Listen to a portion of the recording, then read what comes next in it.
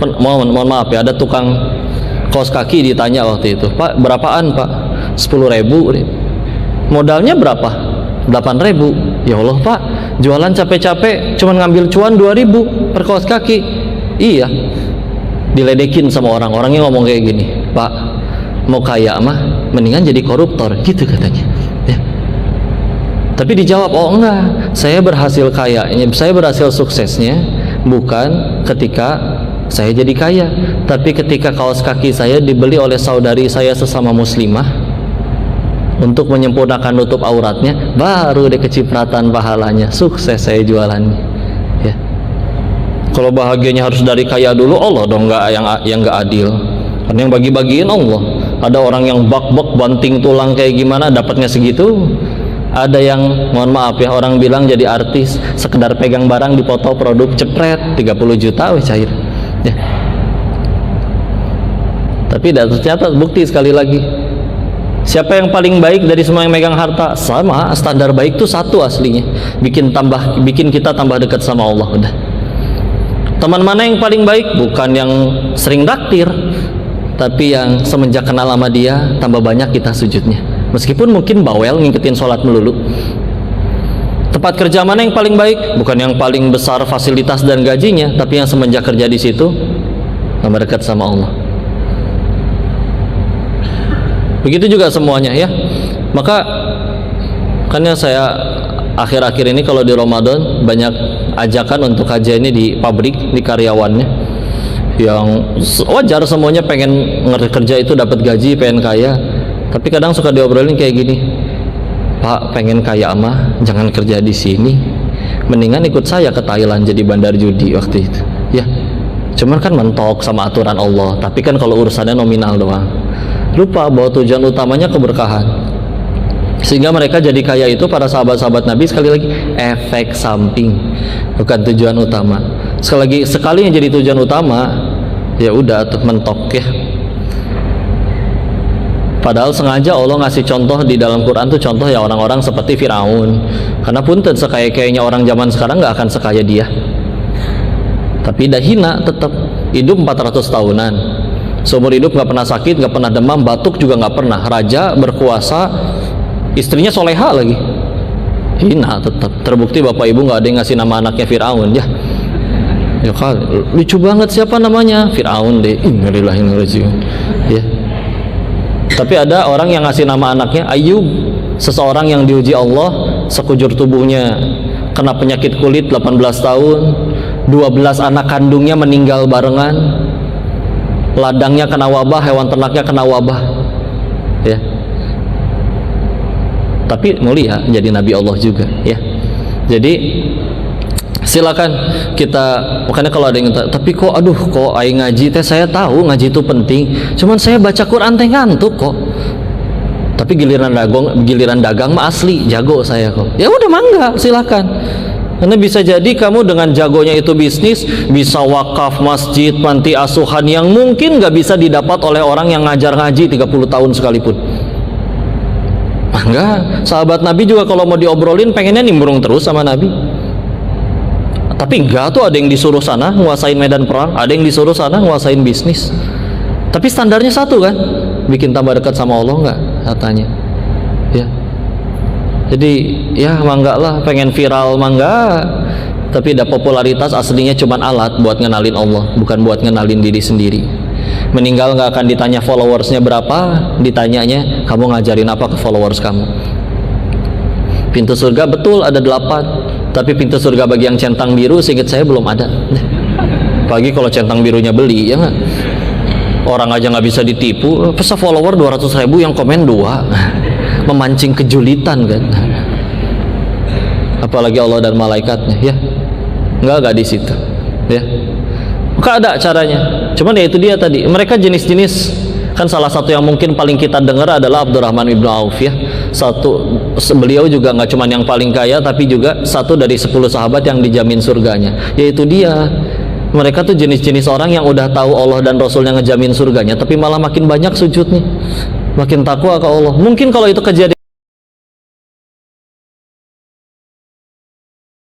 di kita, Denis kamu cenah bakal mati pasti masuk surga loh ai kamu ya. Mungkin besok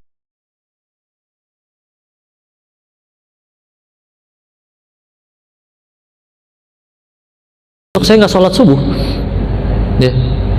Sehingga yuk perhatiin ya, kadang anak sekolah lulus, yang paling akan sering mereka lakukan biasanya punten nyebar CV, ngelamar kerja. Sehari bisa bikin 20 CV, keliling ke 20 perusahaan ya.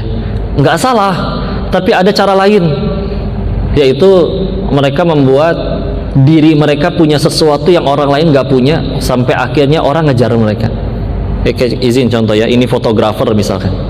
Saya kenal seorang fotografer yang seumur hidup nggak pernah ngelamar kerja. Yang dia tahu, dia senangnya moto, setiap hari belajar, seminar, beli bukunya, perdalam ilmunya, dikulik ilmunya, sampai akhirnya benar-benar ahli.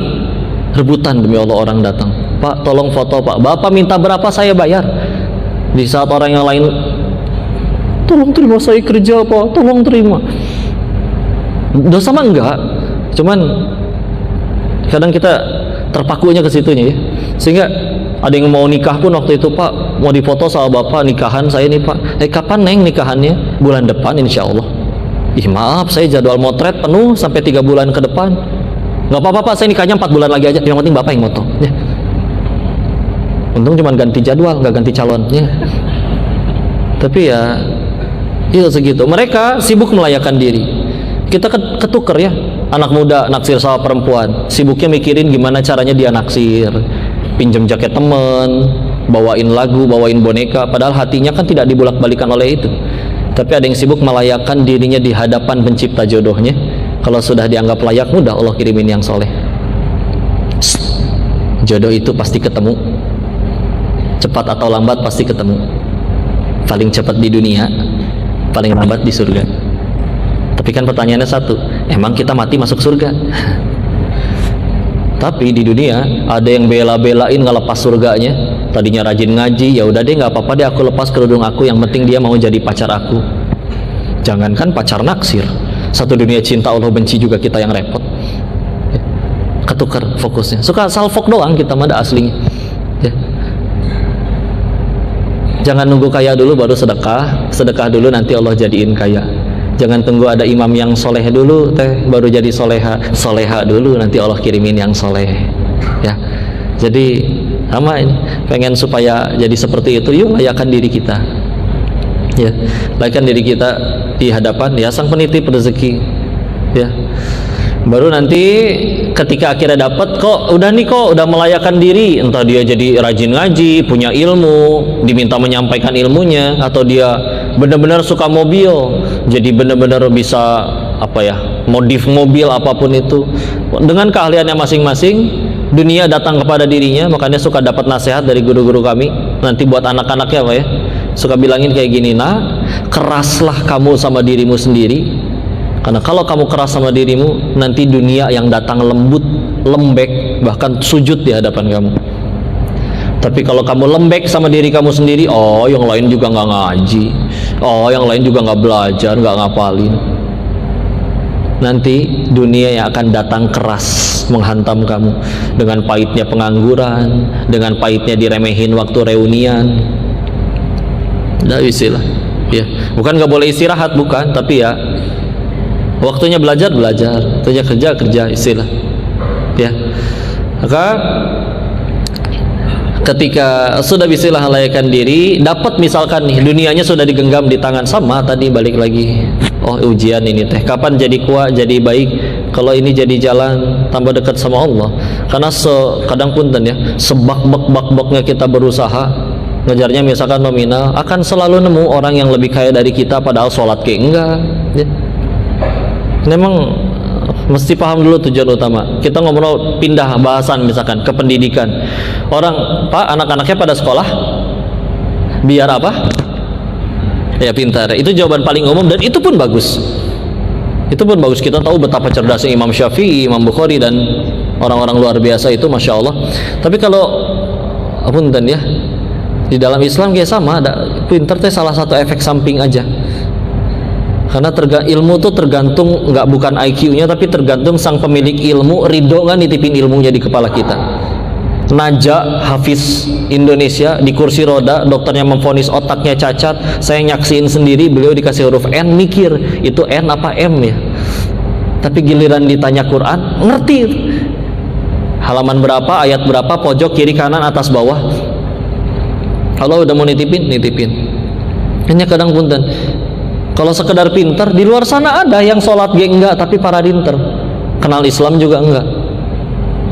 Kan ya punten ya, misalkan ada maling bodoh, malingnya mau nangkep ayam, ayamnya nggak ketangkep, malingnya ketangkep, bodoh tuh maling ya. Lihat kalau ada orang jahat tapi bodoh, nyalakain ayam aja gagal, apalagi nyalakain orang, belum tentu berhasil. Yang repot kan kalau malingnya pinter gitu, yang nyolong sendirian, yang lapar jutaan rakyatnya. Nah ini kagok ya. Tapi kok dia pinter, entar dulu pinternya dilihat dari mana. Mbak di Konoha kan ijazahnya bisa beli, bapak mau tiba-tiba S3 juga bisa. Terus berarti tujuan pendidikan dalam Islam apa? Ya udah ke Quran lagi weh. Diulangnya 4 kali walaupun redaksi urutannya berbeda-beda. Di Al-Baqarah 129 sama 151, di Ali Imrannya di 164 atau di 62 Al-Jumu'ah ayat keduanya. A'udzu billahi minasyaitonir rajim. Huwallazi ba'atsa fil ummiyina rasulan minhum yatlu 'alaihim ayatihi wa yuzakkihim. Dialah Allah yang menurunkan rasul dari kaum kalian sendiri yang ummi, satu untuk membacakan ayat-ayatnya, dua wa yuzakkihim, menyucikan jiwa. Apakah kita pikir Rasul datang ke orang kafir Quraisy pengen bikin mereka pinter gitu? Enggak. Udah para rinter dari sononya. Mereka ila fihim rihlatasyita'i was-shaif. Mereka rihlah, jalan-jalan lah orang nerjebahinnya gitu ya. Apa bedanya rihlah orang Quraisy sama kita? Orang Quraisy rihlah jadi duit, kita rihlah ngabisin duit. Tah eta ya. Ke Syams, ke utara untung, ke selatan, ke Yaman untung, pada pinter. Terus Rasul datang pengen minterin mereka? Oh enggak. Menyucikan jiwa mereka. Ya. Karena ketika akhirnya ada yang pengen misalkan nanti dia bakal jadi pemimpin, atau pengen jadi pemimpin, atau pengen jadi kaya, atau pengen jadi populer dan lain-lain, ininya udah beres dulu istilah, baru nanti apapun hartanya jadi kebaikan, imannya jadi kebaikan, yang lain dan yang lain-lain ya. Nggak, kalau enggak mah ajib ya. Ada ngobrol, kok 2023 bagi saya tahun yang sial. Kenapa pak? Saya diturunin jabatan. Orang bapak di tahun itu naik jabatan 3 kali, turun cuman sekali. Kenapa sial? Di luar sana ada tuh pak yang nggak pernah menjabat sama sekali. Jangankan direktur kayak bapak, jadi ketua grup WA juga nggak pernah pak. Padahal ketua grup WA adalah ketua termuda. Bapak tinggal kumpulin 3 nomor, bikin grup, langsung jadi adminnya. Nggak pernah, nggak ngerasa sial. Karena tergantung dah, isinya balik lagi deh. Karena kalau dia sholat sih sholat kok, tapi ketinggalan sholat nggak pernah nangis. Giliran ketinggalan hilang duitnya baru nangis, ya udah. Kok dia sih sholat kok, pengajian juga suka dateng, tapi waktu kampanye doang sih ya. Udah gitu ketinggalan sholat nggak pernah nangis. Giliran gagal nyalek kok gilanya sih eta. Ya udah, berarti di hatinya eta we. Ya terus mau sampai kapan ya? Karena ketika udah kayak gitu, dapat apapun bismillah jadi kebaikan. Sampai ya kita balik lagi sambil lihat sejarah dulu deh ya. Saya senang kalau banyakan laki-laki bisa, harus dikurangin bercandanya, terus banyakin ngomongin sejarahnya atau Al-Qur'annya. Bismillah. Maka bicara sedekah tuh sebetulnya kan umum ya. Kita kenal ada namanya ziswaf, zakat, infak, sedekah, wakaf. Secara sederhana sedekah itu umum ya. Kita senyum ke saudara kita juga sedekah. Memungut halangan di jalan supaya orang nggak keganggu, nemu paku misalkan, itu juga sedekah. Makanya ada orang yang ketemu kotak amal teh diliatin aja sama dia, sedekah soalnya ya. Senyum sedekah katanya ya. Nah, ada sedekah dalam bentuk harta yang tidak wajib infak namanya. Ada sedekah dalam bentuk harta yang wajib zakat namanya. Terus wakaf teh apa? Sedekah dalam bentuk yang tidak boleh habis. Makanya wakaf biasanya tanah ya, Ada orang nggak makan tanah soalnya. Infak kan bisa dibeliin nasi, orangnya nasinya dimakan habis. Ya. Kok berarti boleh wakaf dalam bentuk uang? Boleh, tapi biasanya dibelikan bangunan lagi. Ya. Di zaman Umar bin Abdul Aziz, rahimahullah, salah seorang pemimpin hebat dalam Islam, masya Allah, sampai disebut Khulafair Rasyidin kelima. Meskipun jaraknya agak jauh dengan Khulafair Rasyidin yang 4, beliau mimpin sebentar 29 bulan, tapi ada kisah yang masya Allah. Suatu ketika terkumpullah dana zakat. Dan zakat kan kita tahu nggak boleh asal bagiin ya. Ada 8 asnaf di surat 9 atau ayat 60. Dicari 8 asnaf itu nggak ketemu. Menghadaplah amilnya kepada pemimpin. Wahai Amirul Mukminin, ini dikemanain? Bahasa kitanya mah gitu ya. Perintahnya waktu itu, cari orang yang mau berangkat haji nggak punya biaya, kita yang biayain. Dicari nggak ketemu. Semuanya punya biaya sendiri, dan kalaupun ada yang kurang, bukan mental begini, nggak minta. Ya. Ketemu lagi Amirul Mukminin, nggak ada. Kemana lagi nih? Berarti dana. Cari orang yang pengen nikah, belum punya biaya, bikin mereka halal, udah biayain. Karena kalau di sini masih ada yang jomblo, mungkin kalian cuma beda zaman aja ya, salah zaman. Di zaman itu mah dibiayain ya. Tenang ya, jodoh pasti ketemu insya Allah. Ya, nggak ketemu juga. Perintahnya apa waktu itu dari Umar bin Abdul Aziz? Belikan beras-beras,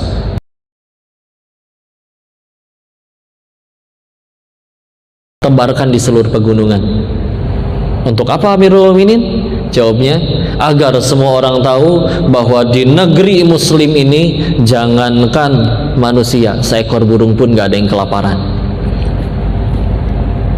Punten lah, itu ngomongin zakat loh, kecil, 2,5%, 1/40. Bapak punya 100 juta cuma dipinta 2,5 juta, tapi kemiskinan hilang. Sedangkan kalau kayak kita pengen bahas ekonomi syariah lebih lanjut sampai akhirnya pemberdayaan umat yang luar biasa itu, dan sejarah Islam mencatat itu, yang kuat kan bukan, yang menopang itu kan bukan cuma zakatnya, tapi ada kita kenal sama yang namanya wakaf produktif.